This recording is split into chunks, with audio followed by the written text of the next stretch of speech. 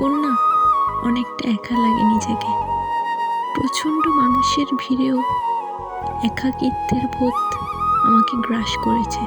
যাদেরকে আমি প্রিয়জন ভেবেছিলাম তারা বুঝিয়ে দিয়েছে তারা আমাকে শুধুমাত্র প্রয়োজনেই প্রিয়জন করে রেখেছিল।